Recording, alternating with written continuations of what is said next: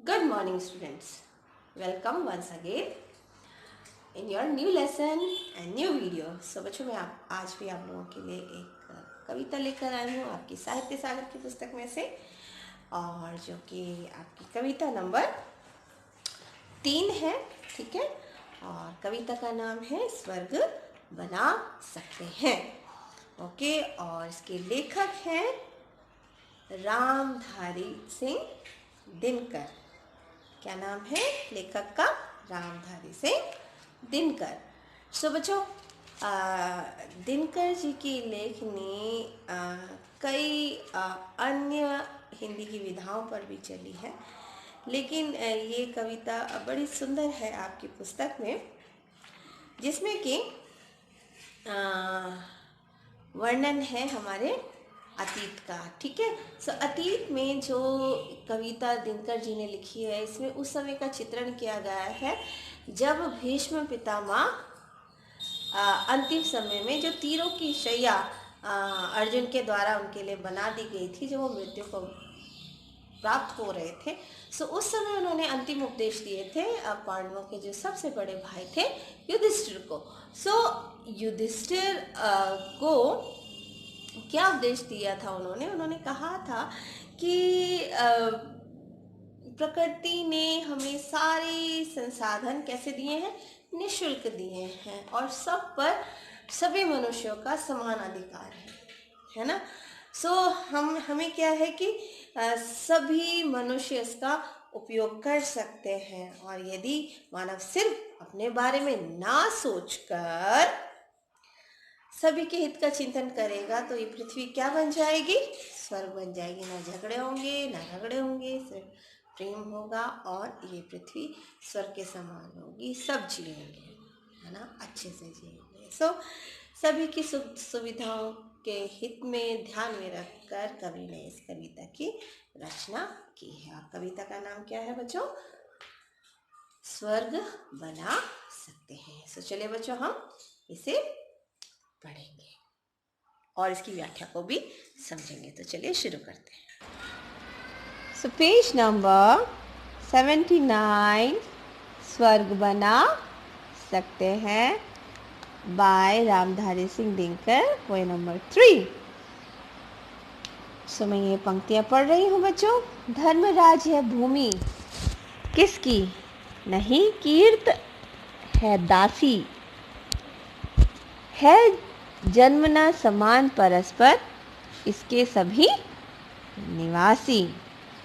अर्थात कवि कहता है कि भीष्म पितामह युधिष्ठिर को संबोधित करते हुए कहते हैं कि हे धर्मराज युधिष्ठिर, यह पृथ्वी किसी की खरीदी हुई दासी नहीं है जो उसके अनुसार आचरण करेगी, उसकी तरह वो बोलेगा तो वो काम करेगी, क्योंकि हम सब उसी ईश्वर की रचना, एक ही ईश्वर की रचना है, और जन्म से सभी समान हैं। जिसने पृथ्वी की रचना की है उसने हमारी रचना भी की है, हम सब समान हैं। ठीक है, सो इस पृथ्वी पर निवास करते हैं, इसलिए हमें मिलजुल कर रहना चाहिए, और हमें भी परस्पर समानता का भाव एक दूसरे के लिए रखना चाहिए। जिस प्रकार सूर्य सभी को एक ही प्रकार की रोशनी देता है, कुछ डिफरेंट नहीं, उसी प्रकार से मनुष्य को भी सबके लिए संभाव रखना है बच्चों। क्लियर? चलिए आगे बढ़ते हैं। सही, नेक्स्ट लाइन में पढ़ रही हूँ बच्चों। सबको मुक्त प्रकाश चाहिए, सबको मुक्त समीरण, बाधा रहित विकास, मुक्त आशंकाओं से जीवन। ठीक है, सो इसमें कवि कहता है क्योंकि जन्म से सभी प्राणी समान हैं, अतः प्रकृति द्वारा प्रदान की गई सभी वस्तुओं पर उन सभी का समान अधिकार है। सूर्य का प्रकाश, मुक्त हवा तथा बाधा रहित विकास के सभी समान रूप से अधिकारी हैं। प्रत्येक व्यक्ति स्वतंत्र और दुविधा रहित जीवन जीने का अधिकारी है। क्लियर? ओके, नेक्स्ट लाइन देखिए। लेकिन विघ्न अनेक अभी इस पथ पर अड़े हुए हैं, मानवता की राह रोककर पर्वत अड़े हुए हैं। सो ये सारी चीज़ें तो दी हैं ईश्वर ने हमें, लेकिन फिर भी हमारे रास्ते में बहुत सारे विघ्न हैं। सो कवि कहते हैं कि भीष्म पितामह युधिष्ठिर को समझाते हुए कहते हैं कि हे युधिष्ठिर, मानवता का पथ इतना सरल नहीं है। अच्छे अच्छे काम करते रहे मानव हमेशा, इट्स नॉट इजी। ओके, सो सभी लोगों को समान सुविधाएं प्राप्त हो सके, इस उद्देश्य को पूरा करने के पथ में अनेक बाधाएं हैं, अनेक रुकावटें हैं रास्ते में, और वो बाधाएं छोटी मोटी नहीं हैं, बड़ी बड़ी हैं। मानव की उन्नति और सुख शांति की राह में पर्वत के समान है ना। पर्वत को पार करना या तोड़ना मतलब आसान काम नहीं है बच्चों, ठीक है। सो इसी प्रकार से हमारे जीवन में भी कई संघर्ष और बाधाएं हैं, जिन्हें दूर करने के लिए हमें मिलजुल कर कार्य करना बहुत बहुत ज़रूरी है। तो इस प्रकार से भीष्म पितामह युधिष्ठिर को यह उपदेश दे रहे हैं। नेक्स्ट लाइन में पढ़ रही हूँ बच्चों, ये 4 लाइनें। न्यायोचित सुख सुलभ नहीं, जब तक मानव को चैन कहाँ पर तब तक शांति कहाँ इस भव को। सो हे युधिष्ठिर, क्या कह रहे हैं भीष्म पितामह?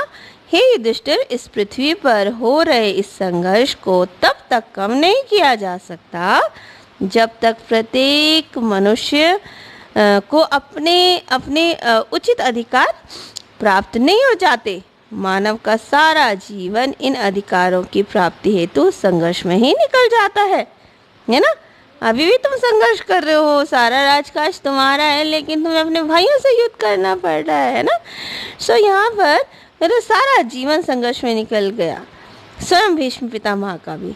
सो जब तक सभी को उसके न्याय संगत अधिकार प्राप्त नहीं हो जाते, तब तक इस धरती पर संघर्ष का यह सिलसिला चलता रहेगा और संसार में शांति स्थापित नहीं हो सकेगी, है ना बच्चों।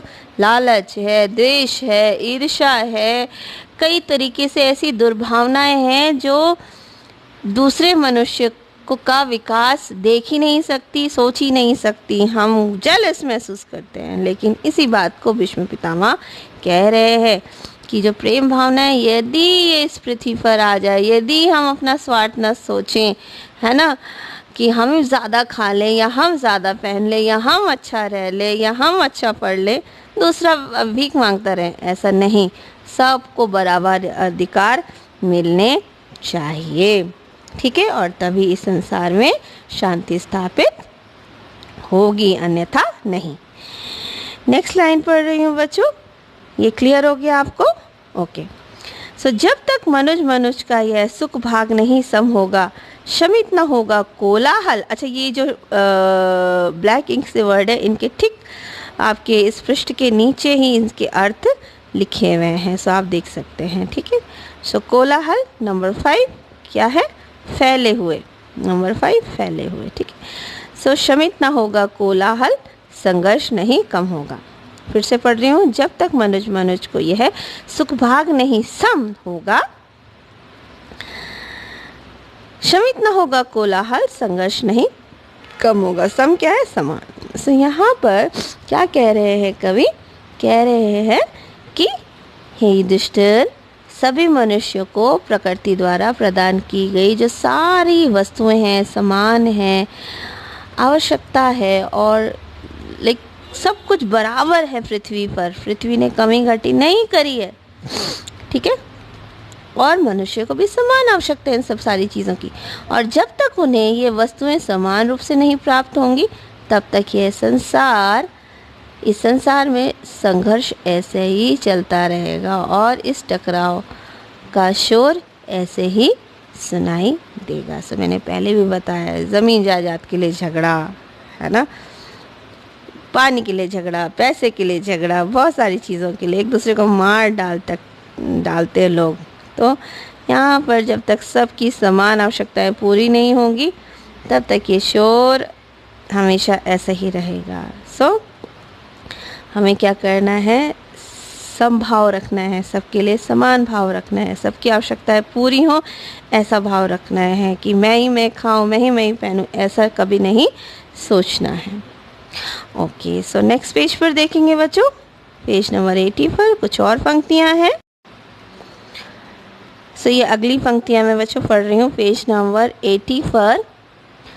उसे भूल वह फंसा परस्पर ही शंका में भय में, लगा हुआ है केवल अपने में और भोग संचय में। ये तो बिल्कुल सरल सी पंक्तियाँ आपको समझ आ गई होंगी। इसमें दिनकर जी कह रहे हैं कि भीष्म पितामह युधिष्ठिर को वर्तमान यानी कि अभी की स्थिति से अवगत कराते हुए कहते हैं कि हे युधिष्ठिर, मानव अपना वास्तविक उद्देश्य भूलकर सिर्फ आपसी झगड़ों में उलझ गया है। आशंकाओं और भय ने उसे इतना दुखी कर दिया है कि वह सभी के हितों व अधिकारों की बात सोचना चाहता ही नहीं, सिर्फ अपने लिए सोचता है। वह तो सिर्फ अपने लिए ही सांसारिक सुख सुविधाएं जुटाना चाहता है और सिर्फ अपने परिवार अथवा सुख के बारे में सोचना चाहता है। मेरा गाड़ी हो, मेरा बंगला हो, है ना। तभी तो यह टकराव और संघर्ष कम नहीं हो रहा है।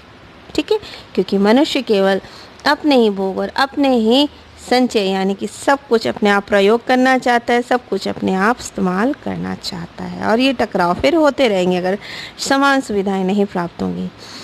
ये नेक्स्ट लाइन में पढ़ रही हूँ बच्चों। प्रभु के दिए हुए सुख इतने विकीर्ण धरती पर भोग सके जो उन्हें जगत में कहाँ अभी इतने नर। सो यहाँ पर भीष्म पितामह क्या कह रहे हैं कि हे युधिष्ठिर, ईश्वर ने इस धरती पर इतने सुख और आराम बिखेरे हुए हैं कि मानव शांत भाव से मिलजुल कर उपभोग करे, इन सारी वस्तुओं का प्रयोग करे तो सभी संतुष्ट हो सकते हैं, क्योंकि संसार में सुख अधिक और मानव कम है।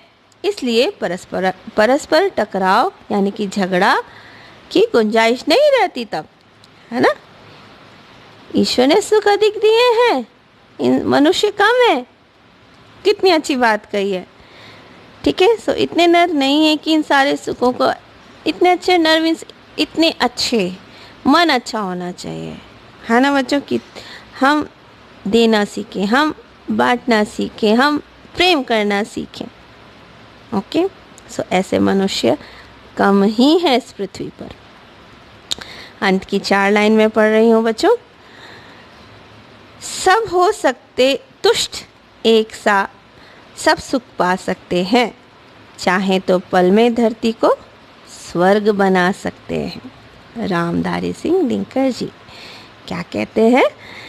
रामधारी सिंह के द्वारा रचित पोयम है और वो क्या कहते हैं कि धरती पर प्रकृति द्वारा प्रदान किए गए संसाधनों की कमी नहीं है। यदि हम परस्पर समानता का व्यवहार करें, सबके हितों अथवा भलाई के बारे में सोचें, तो सभी व्यक्ति उन सुविधाओं को प्राप्त कर संतुष्ट हो जाएंगे, सभी को सुख प्राप्त होगा, आपसी मतभेद झगड़े समाप्त हो जाएंगे, और जब समाज में ऐसा होगा तो हमारी धरती क्षण भर में स्वर्ग बन जाएगी। अर्थात कवि हमें समझाना चाहता है कि हम इस धरती पर अमन चैन कायम कर, इस धरती पर जो अमन चैन है बच्चों, उसको बनाए रखना, कायम रखना मुश्किल नहीं है यदि हम चाहें तो, पर उसके लिए हमें अपनी सोच बदलनी होगी। सिर्फ अपने बारे में न सोचकर सभी के कल्याण की बात सोचनी होगी, और तभी हम इस धरती को स्वर्ग जैसा बना सकते हैं। क्लियर? सो आई होप आपको समझ आया होगा। और इसमें मुख्य बात ये कही है कवि ने बच्चों, आपसी प्रेम के बारे में, सहयोग और मिलजुल कर रहने की भावना पर जोर दिया है। और इसमें 2 कैरेक्टर है, एक है युधिष्ठिर और एक है भीष्म पितामह। सो आप स्वयं इनकी जानकारी लीजिए। So thank you for listening and watching. I hope आपको ये कविता का जो व्याख्या है अच्छे से समझ आएगी। आप इस वीडियो को एक नहीं 2 बार अवश्य देखें। Bye bye.